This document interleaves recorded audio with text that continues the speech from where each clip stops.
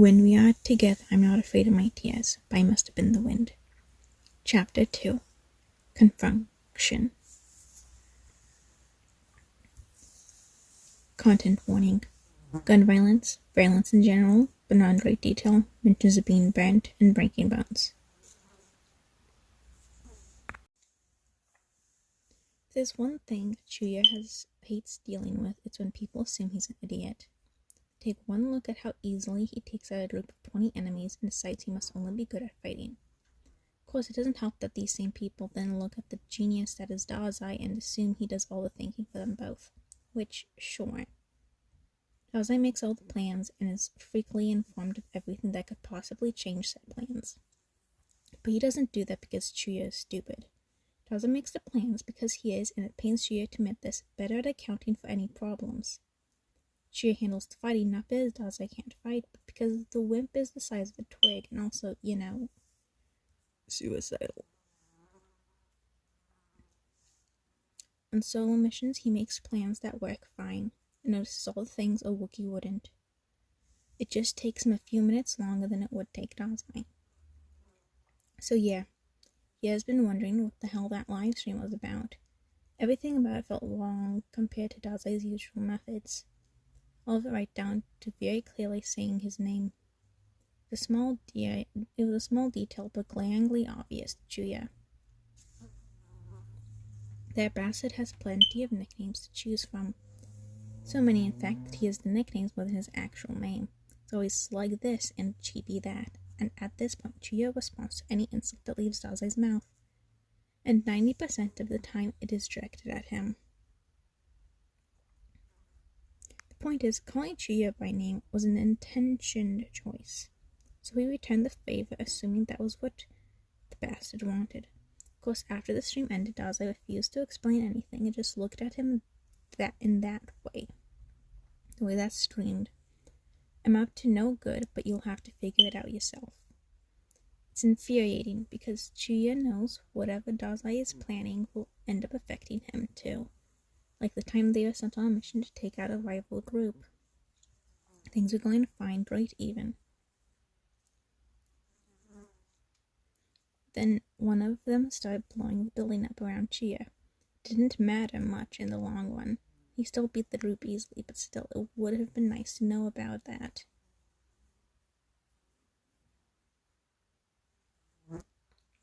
Dazai had claimed he forgot about it. Now he has the nerve to bold-face lie to Chuuya's face like that is a mystery. That, along with the sixth sense he has developed for Dazai's shenanigans, means he is 100% sure something is going to go down. He does have a few ideas about the Matrol's motivations, maybe, although it feels like he is missing a piece of information.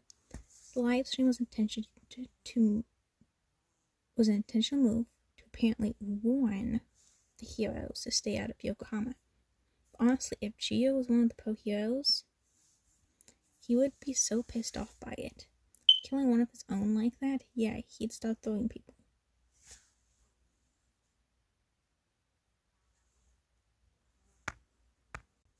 That very well could be the motivation behind it. Maybe Dazai wanted to piss the pros off intentionally, but then that missing bit of information comes up again. Why would he do that? Seems like a lot of trouble, so there has to be a reason. A final piece of information finally comes to him a few days later when he's reporting back to the boss. The report of his most recent solo mission was received well, and Chuuya had expected to be excused quickly after giving his report. The boss looked through the paper report and absent-mindedly commented, "Oh, good job on that live stream. I'm sure it will be quite effective. I assume Dazai came up with that idea." Quite effective? Effective in doing what? His confusion must show on his face as the boss laughs a little. Ah, so he didn't tell you. Somehow, I'm not surprised. Chuuya feels the headache already forming. Perhaps that's Arahabaki, demanding he go and beat Dazai to a pulp. Honestly, it's hard to tell. He shakes his head. No, he didn't. The boss nods in understanding. I see. Here, have a copy of the new mission that has been assigned to you. I'm sure Dazai will give you more information if you need it. Internally, Chuuya scoffs. The idiot will probably whine about Chuuya finding out about the mission. Externally, he takes the paper with a bow and is excused shortly after. He does itch to read the contents and know exactly what he's been dragged into. It feels smarter to walk away from the boss's office before doing that. Typically, when Dazai is involved, he ends up breaking a wall. So to be safe, he goes down a few levels before opening the paper. Mission assignment. Needed agents. Dazai Osamu, Nakahara Chuuya. Mission length, undetermined. Mission objective, take down All For One / League of Villains. Subobjective, gather information on Pro Hero Society. Additional information, due to increase in Pro Heroes and the League of Villains attempting to enter Yokohama, agents Dazai Osamu and Nakahara Chuuya are required to take out the League of Villains and stop Pro Hero interference.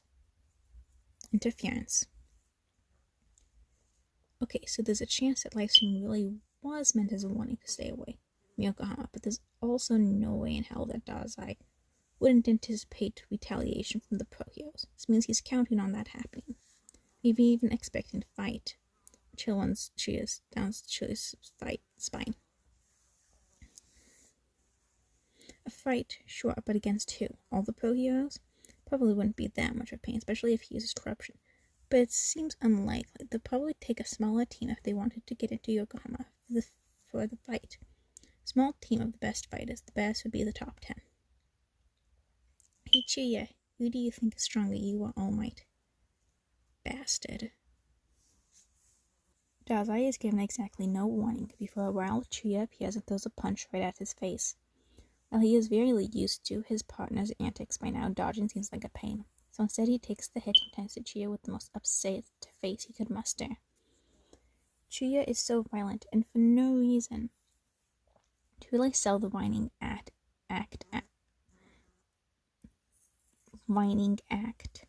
Dazai makes sure to pout a little and is delighted when Chuuya scoffs. Chibi always gives the best reactions. No fucking reason. Boss told me about the mission. So why the hell didn't you? Chuuya yells. To an outsider, they may believe Dazai is about to get murdered.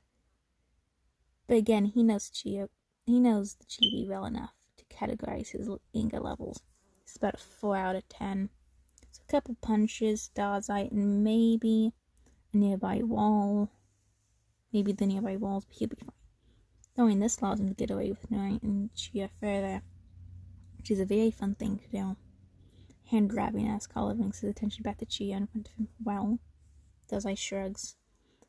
I have no idea what you mean, slug. That ends him being shook back and forth at rapid speeds. Bastard, give me the plans already. I am not fighting fucking All Might with no prior warning. You got that? Chibi is very demanding in his tone, which almost makes Dazai want to refuse to tell him anything. It is very amusing to see his partner caught off guard mid-fight. Another part of him is pleased that Chuuya has figured out who his main opponent will be already. An above-average slug indeed. Deciding to be nice this once, he concedes. Chibi spoiled the surprise, so I guess I can tell you. Once Chuuya lets go of his collar with a satisfied look on his face, he begins laying out the plan. Mori-san wants us to defeat All For One and his little League of Villains. It just so happens that the League of Wannabes has their eyes on attacking Class 1A of UA High School. Chuuya interrupts. Yeah, and gonna use them as beta something? Shaking his head, Dazai continues. Not quite, you see. I figured it'd be easier to be there with 1A. Can easily gather information on both the League and Pro Heroes that way. A look of dread soon takes place on Chuuya's face, almost as if he's hoping Dazai won't say what he thinks he will. In reaction to this, Dazai smacks. That's right, Chibi. We're going to school. Immediately, Chuuya shakes his head. No, I'm not going to any school, let alone one for hero nerds. Dazai sighs and gestures for Chuuya to sit down. Prior to the vicious attack on his face, he had been enjoying a nice book, The Ultimate Guide to Suicide Water Methods, in Chuuya's office. He would have gone to his own, but there's paperwork there, and frankly Dazai doesn't want to do them. If he waits a few days, Chuuya will do them for him anyway. Right now, they are both sitting on the fancy sofa that Chuuya had insisted he put in for some reason.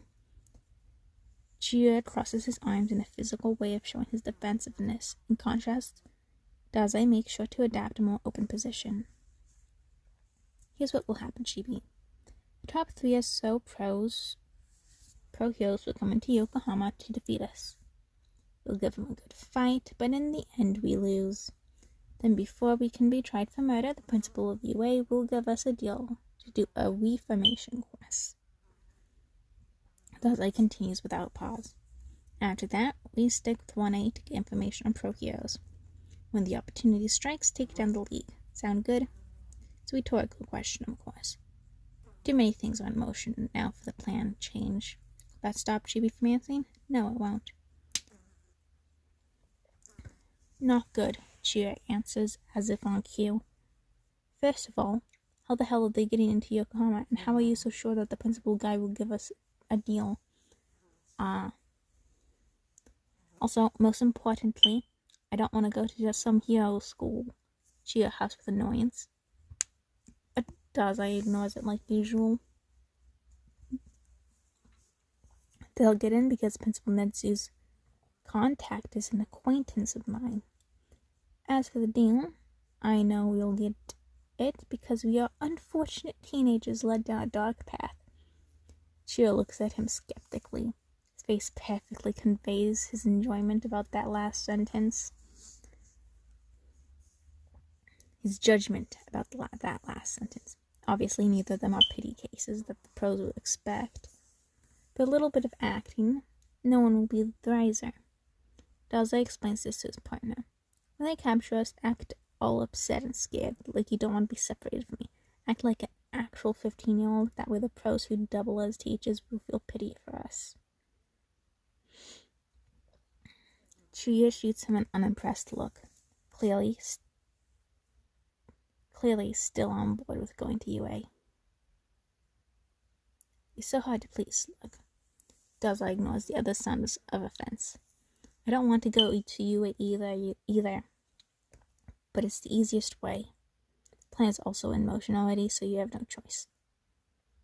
This earns him a smack around the head. God, I hate being your partner. Chuuya's tone is both annoyed and defeated, which means he's on board with the plan. Now the only thing left to do is to get the exact information on which pros will be arriving and fine-tune the battle plan. Top 3 will definitely make an appearance, probably with the Eraserhead guy. While he should warn Chuuya about the possibility of a peninsula being erased mid-fight, Dazai thinks it would be far more entertaining to keep quiet about it. Chibi found out about everything else after all. It's only right there should be something to surprise him.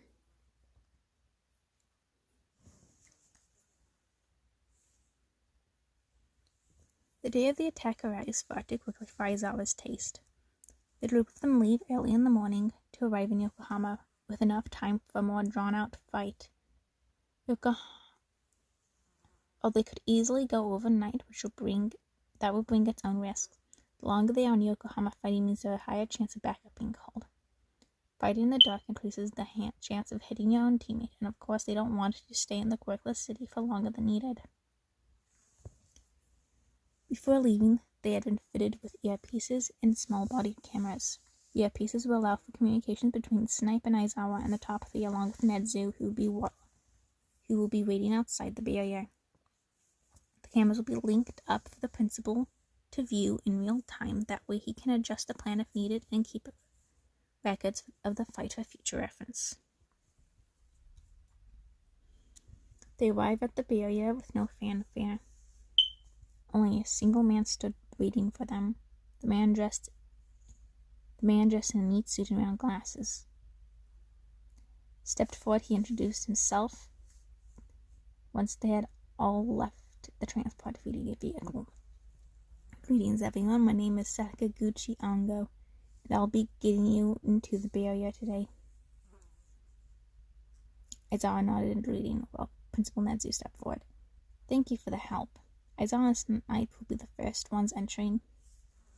Nedzu gestures to them both before continuing. The other three will continue once they have gotten into position. Sakaguchi nods. Alright, are you ready now? There's no need to go over the plan again. Not when Aizawa could repeat it in his sleep. Honestly, for the past few days he's been itching for the fight to happen already. So despite his nerves, he nods at Snipe. And then Principal Nedzu. With that confirmation, Nedzu gives them an encouraging smile. Do your best. Plus ultra. All Might and Hawks give the encouraging smiles, in which the two of them leave with Sakaguchi. For a few moments, they walk alongside the barrier, each step taking them farther out from the other's eyesight. Nedzu may trust Sakaguchi, but Aizawa doesn't hold the same beliefs. Where are we going? Through his many years as a pro and a teacher, he has mastered the perfect tone to speak in. Firm enough that it's obvious he's serious, but not too emotional. Almost like he doesn't care about getting an answer, or what it may be.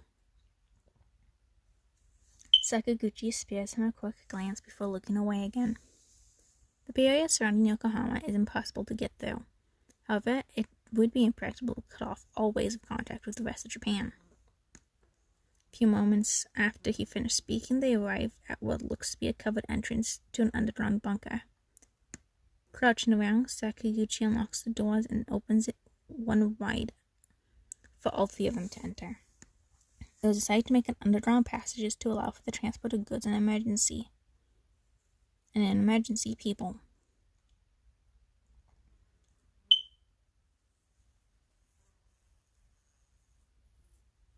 Snipe and Aizawa share a look, one of brief distrust, before they walk into the tunnel.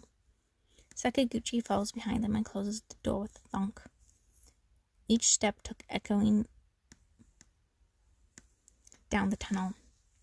The walk isn't a long one, but the silence is unbearably enhanced by the soft echoing. Snipe, who likely feels the same, attempts to start a conversation. So, why did the barrier get set up anyway? Ability uses aren't too common, yet have always caused far too much trouble. The idea of these powers becoming commonplace and must have given some poor government workers heart attacks. Sakaguchi explains with a sigh, a certain look on his face, the look of a man thinking of one specific troublemaker. His explanation does make sense, even if the strict laws against public use of quacks always seem to be a major factor behind incidents. In no time at all, they arrive at the other side of and one door later, Aizawa and Snipe find themselves inside the barrier. The buildings around them give off the impression of a busy city street, and not a single person in sight. In fact, Aizawa can see multiple signs of abandonment. Noticing Aizawa's questioning gaze, Sakaguchi explains. This area was abandoned some time ago due to an increase in gang activity. Now it's used as storage space for the port mafia. Storage space? Could this be where Mount Lady had entered? Another question comes to mind soon after that, and he decides to ask, how do you know Dazai and Nakahara will be here?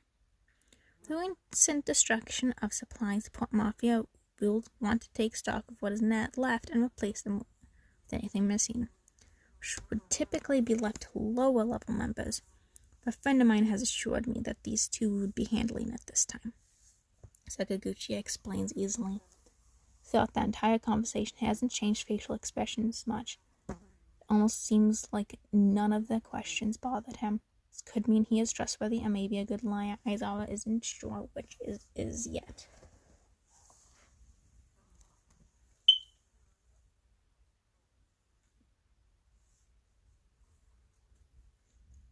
Unaware of Aizawa's internal debate, Sakaguchi bows shallowly to them. I'll leave you to get into position after the fight. I'll be waiting at the tunnel with the door open, so do be quick. With that, the man leaves Snipe and Aizawa in enemy territory. The The two men share a look when the Feely says, "What have we gotten ourselves into?" before beginning their walk to positions. For a while, they scout possible options, but eventually decide on a large block of flats just on the corner of the street. If things go well, the two boys should walk past them into the fight, allowing the pros to limit where they can run to. The building height will also help to keep them hidden. They settle in, Aizawa crouched near the roof access door and Snipe preparing his guns near the edge. They do not attempt to make small talk. When the other pros arrive, it suddenly feels more real. Aizawa's body itches to do something, but he holds back. The boys aren't here yet. He can't give away his and Snipe's position so quickly either. Minutes tick by and all five of them stay deadly silent. Who knows what enemy could be nearby? What time goes by, and just when Aizawa feels the nerves eating him, the sound of laughter breaks the settled quiet. A quick glance at Snipe confirms this wasn't one of their own, although that confirmation will soon become redundant when a voice echoes across the empty buildings. You say that every time, Chibi, and yet never do anything about it. I'm beginning to think you're a liar. Quietly, Aizawa sneaks to the edge of the building and takes a peek. As expected, the targets are walking side by side with no one else in sight. They haven't quite made it to Aizawa and Snipe's position yet, so the other three still have a few moments before the boys round the corner and the fight commences. The two continue to talk or rather argue if yelling is anything to go by, without noticing Aizawa's steady gaze. What feels like a lifetime later, they finally reach the corner and turn in, only stopping when they notice the three heroes standing waiting for them. Distantly, Aizawa can hear Dazai speak. "Oh, it looks like we have intruders. How troublesome." The boy Nakahara slips into a fighting stance with Nadi. "Seems we do." Across from them, All Might takes a step forward, and his bellowing voice is far easier to hear. "Young boys, surrender now, and you will not be hurt, and we will not hurt you." The two boys seem unbothered by the threat of violence, which either speaks of their confidence or naivety. Only taking a glance at each other, a second later, Nakahara speaks. "You're that shitty, Dazai. Maybe you should surrender, then save me the trouble of protecting your ass." Dazai huffs. "So rude, Chibi. I can handle myself, you know." The other pros, seeing that the offer of mercy is being ignored, share a look at each other. Without warning, Hawks zips forward, aiming right for Dazai. While Nezu had warned him to keep distance from the boy, it was agreed upon that Hawks would be the best way to start the fight. A swift attack like that would be hard to dodge, even with prior warning. For a moment, Aizawa was sure the attack would hit, but just at the last moment, Dazai reached into his pocket and bang. Hawks swiftly pulls up, just barely dodging the bullet. Dazai took a step back and kept his eyes locked on Hawks, his gun already pointed upwards from beside him. Nakahara breathes out a laugh. "Huh. Can't even hit a bird, Mr. Perfect Aim." Dazai doesn't spare him a glance as he responds. "This bird is a quick one, just like a certain slug I know." His tone sounded both relaxed and annoyed, not at all on guard or worried. Aizawa had thought the two of them were only joking around in that life because Mount Lady had no way to fight back. But now he's starting to think they always do this. That type of attitude, it rubs Aizawa the wrong way. Nakahara doesn't brace his fine with the response. Instead, he turns his attention to All Might and Endeavor. A second later, that boy is covered in a red glow. "Come on then, let's get this fight over with." In a matter of moments, the boy has shot forward towards the top two pros. Close enough, he lifts a leg and aims it to kick out All Might's stomach. All Might easily jumps back with a grim expression on his face. "Very well, you leave me no choice." All Might gears up to send one of his famous punches towards the boy, but stops short when Endeavor jumps in front of Nakahara. Flame Hero sends a wave of fire towards the boy, clearly intent on burning him at a close range. The amount of flames is excessive, especially when Endeavor looks around confused once the flames settle. Nakahara is nowhere to be seen. From his vantage point, Aizawa could see how the boy jumped into the air when the flames flew outward, how he stayed hovering just above Endeavor with a smack on his face. Aizawa taps on his earpiece. Nakahara is above you. He watches in real time as the Flame Hero looks up and attempts to shoot another wave of fire, only for it to be once again dodged. A second later, his earpiece crackles on again, but this time from Nedzoom. The Nakahara boy has some form of gravity control similar to 1A's Yuraka. Proceed with caution, as we do not know the limits. All Might seems to nod at the new information, but before he can speak, another gunshot rings out. Aizawa looks at the other fight.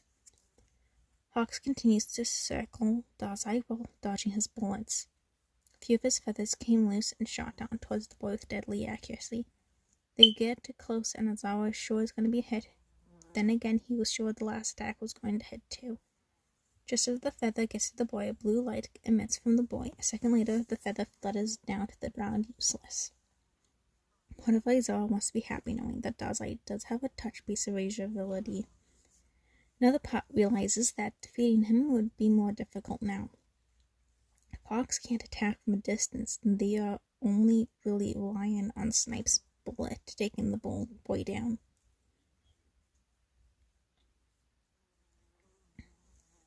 The earpiece crackles again. Hawks continue attacking Dazai however you can, at the very least keep him distracted. As instructed, Hawks sends down some more feathers, each one getting their own flash of blue light before falling to the ground. Hey Chibi, I don't suppose you want a feather for that tacky hat. Dazai shouts over at his partner as he begins walking backwards, eyes always staying on Hawks. Aizawa, against better judgment, admires his focus. Any of his students would have gotten distracted by now.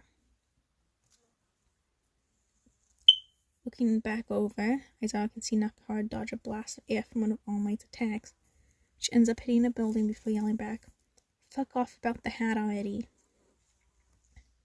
Nakahara leaps from the building onto the side of the building that had taken All Might's attack. With a swift movement, he lands near the collapsed rubble and places a hand on it. Not long after, the same red glow that surrounds him covers the pieces of a wall. A rather large chunk of wall is sent flying towards Endeavor, just barely clipping him on the shoulder as the Flame Hero makes an attempt to dodge. Nakahara continues to shoot out wall at All Might Endeavor while expertly dodging attacks. Not even a moment later, Nedzu speaks again. Nakahara's ability is also touch-based. Do not allow him to touch you. An uncomfortable thought enters Aizawa's mind. If Nakahara did touch them, would he be able to throw them as easily as he does chunks of wall? He sincerely hopes they do not find out. Taking a quick glance back, Aizawa finds the Hawks is now attempting dive attacks. Each one seems to be driving Dazai backwards and onto the zone of the other fight. Is it an intentional move by Hawks? By bringing the two fights together, may be easier to overwhelm the two boys, but it does also limit the attacks that throws. Nakahara drives another chunk of wall at Endeavor, who responds by running towards the boy, who is now almost back to pack with Dazai. Aizawa sees the moment it happens in slow motion. Endeavor shoots off a particularly large wave of flames just as Hawk swoops down to attack Dazai. Fortunately, both boys take a dive out of the attack zone, leaving Hawks in a wave of fire with nothing in between them. For a heart-stopping moment, Aizawa thinks Hawks won't be able to avoid being burnt, but at the last moment he pulls up successfully, avoiding the most of the fire. Tips of his feathers seemed a little crispy, along with his clothes, which are now slightly blackened. Hawks wastes no time in yelling, "Hey, you almost burnt me." Endeavor does what could be seen as apologetic bow, but nothing closely resembles the shovel.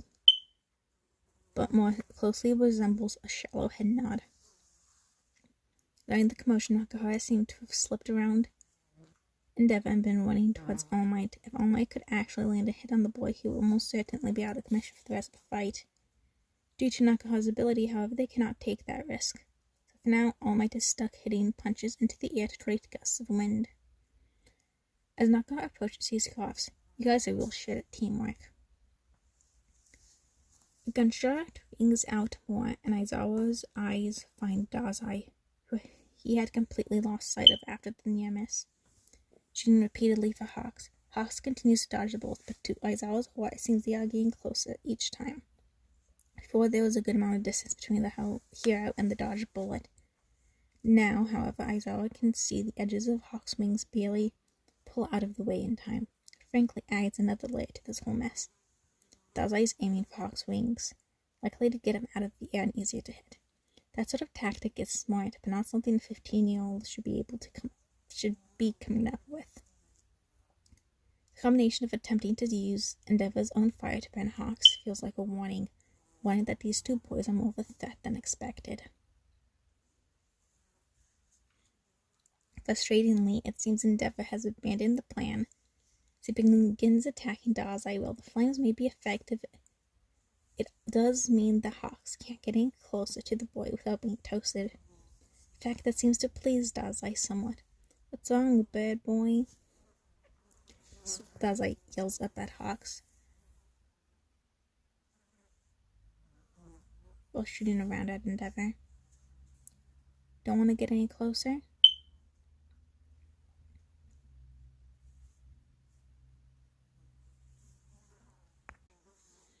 Despite wearing a mask, Aizawa can get the impression Snipe has the same exasperated look on his face when Endeavor huffs with anger at being ignored. The pro makes to shoot a burst of fire at Dazai when he is abruptly hit and flown across the street. It seems that Nakahara has gotten his hands on one of the many abandoned cars around the street and took a shot at the distracted Endeavor. A shot that would have definitely broken a few of the man's ribs.